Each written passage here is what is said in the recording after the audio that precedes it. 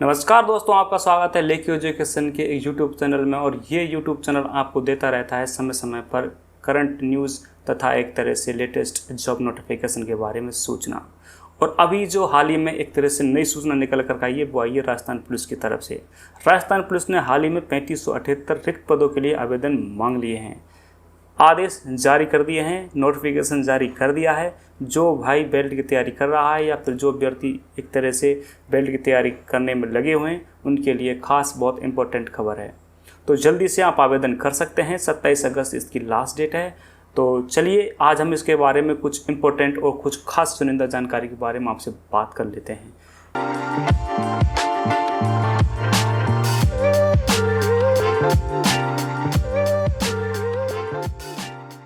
तो चलिए अब बात कर लेते हैं आवेदन शुल्क के बारे में। जो ये वैकेंसी निकली है इनके आवेदन शुल्क की अगर बात की जाए तो सामान्य वर्ग पे क्रीमिलियर श्रेणी की जो पिछड़े वर्ग हैं, अति पिछड़े वर्ग या फिर राजस्थान से जो बाहर से आवेदन करेंगे इसके लिए तो उनसे 600 रुपये का शुल्क रखा है। और अगर बात करें राजस्थान के नॉन क्रीमिलियर श्रेणी की जो पिछड़ा वर्ग, अति पिछड़ा वर्ग या फिर आर्थिक रूप से कमजोर वर्ग, अनुसूचित जाति, अनुसूचित जनजाति, TSPS शहरिया के लिए 400 रुपये का एक तरह से शुल्क रखा है। और अगर बात करें त्रुटि सुधार शुल्क जिस पे 300 रुपये रखा है, कहने करती है अगर किसी अभ्यर्थी से अपना फॉर्म गलत हो जाता है या फिर अपना फॉर्म गलत सबमिट हो जाता है तो उसके साथ में उस व्यक्ति को अगर वो अपना फॉर्म ठीक करना है या फिर जिला चेंज करना है या फिर जो कुछ भी करना है तो उसके लिए उसे 300 रुपये का शुल्क देना पड़ेगा।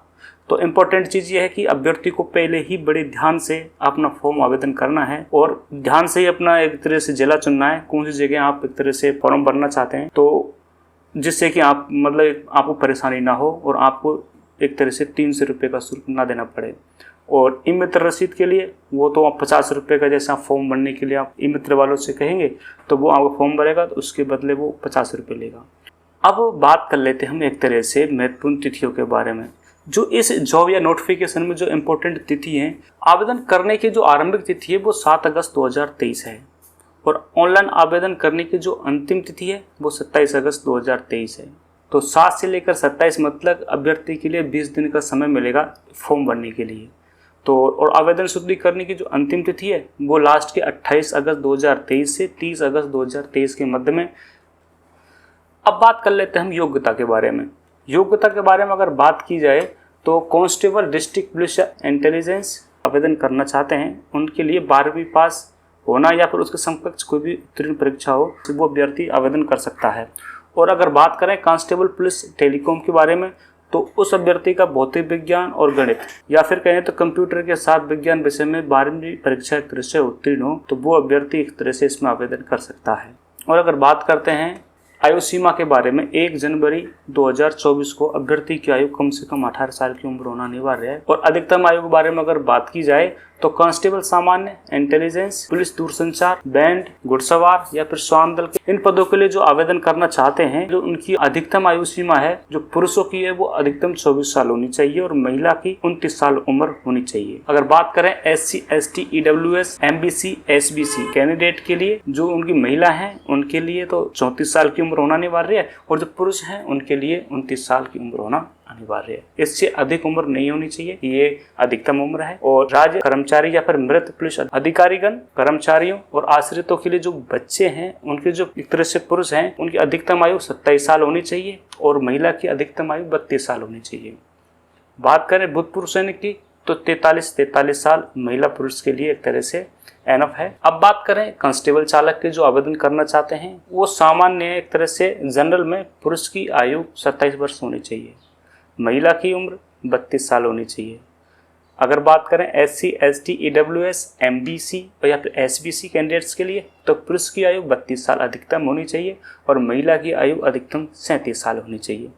और अगर बात कर लेते हैं राज्य कर्मचारी, मृतक पुलिस अधिकारीगण और एक तरह से कर्मचारी को जो आश्रित बच्चे हैं उनके जो पुरुष हैं उनकी उम्र 30 साल होनी चाहिए और जो महिला हैं उनकी उम्र 35 साल होनी चाहिए। अगर बात करें भूतपूर्व सैनिक की तो एक तरह से उनकी उम्र वही है, महिला या पुरुष दोनों के 43 साल अधिकतम होनी चाहिए, तो उनमें वो आवेदन कर सकते हैं। अब बात कर लेते हैं एक तरह से हमारे शारीरिक मापदंड के बारे में।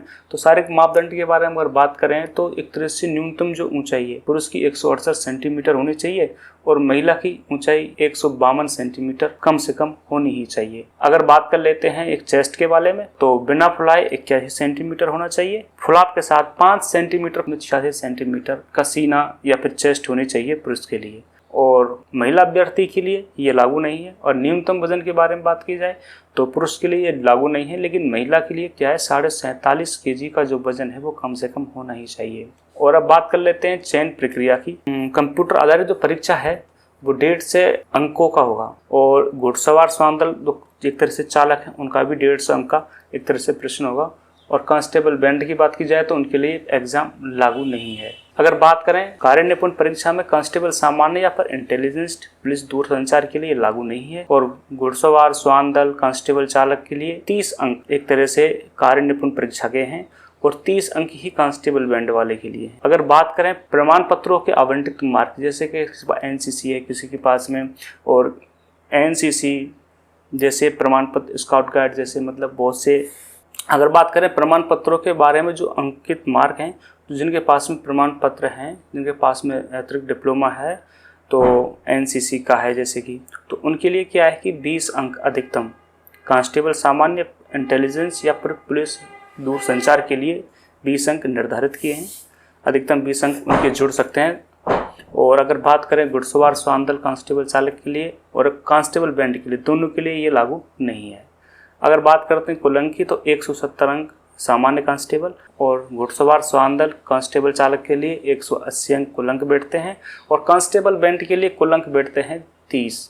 अब बात कर लेते हैं शारीरिक दक्षता के बारे में। तो शारीरिक दक्षता के बारे में अगर बात की जाए तो जितनी भी पद के लिए जो आमंत्रित आवेदन किए गए हैं सभी के लिए 5 किलोमीटर की दौड़ एक तरह से आवश्यक है। अगर पुरुष की बात करें तो 25 मिनट में पूरी करनी होगी पुरुष के लिए, और महिला के लिए यही दौड़ 35 मिनट में पूरी करनी होगी। भूतपूर्व सैनिक की बात करें तो उन्हें 30 मिनट में पूरी करनी होगी, और ट्राइबल SC/ST क्षेत्र के जो आवेदक हैं उनसे 30 मिनट में ये दौड़ पूरी करनी होगी। तो शारीरिक दक्षता के बारे में सिर्फ इतना ही है। अब अगर बात करते हैं लिखित परीक्षा के जो पाठ्यक्रम उसके बारे में बात करें तो जो पेपर है अपना, पेपर एक तरह से 3 खंडों में रहेगा। अगर एक खंड की बात करें तो उसमें तार्किक योग्यता, विवेचना तथा कंप्यूटर के सामान्य ज्ञान के जो प्रश्न हैं उनसे 60 प्रश्न पूछे जाएंगे, 60 अंकों के होंगे। और अगर खंड ब की बात करें तो जीके के जितना पोर्शन है, और एक तरह से कहें तो सामान्य ज्ञान, सामान्य विज्ञान, सामाजिक विज्ञान तथा समसामयिक संबंध पर तथा महिला एवं बच्चों के अधिकारों तथा राजस्थान सरकार द्वारा चलाई गई सरकारी योजनाओं के संबंध में जो प्रश्न पूछे जाएंगे वो उनकी संख्या एक तरह से 45 होगी, और 45 ही अंक उनसे दे रहेंगे। अगर बात करें राजस्थान के इतिहास की, संस्कृति, भूगोल तथा कला, राजनीति, आर्थिक स्थिति के बारे में संबंधित प्रश्न पूछे जाएंगे। ये प्रश्न हमारे खंड 6 से पूछे जाएंगे। तो खंड 6 में इनकी संख्या रहेगी 45, तो 45 प्रश्न 45 नंबर के रहेंगे। तो इस तरह से मिलाकर 150 नंबर का हमारा एक तरह से एग्जाम रहेगा। तो अभी के लिए इतना ही, और आगे जाकर के हम आपके साथ मिलते रहेंगे। तब तक के लिए हमें एक तरह से इजाज़त दीजिए। नमस्कार।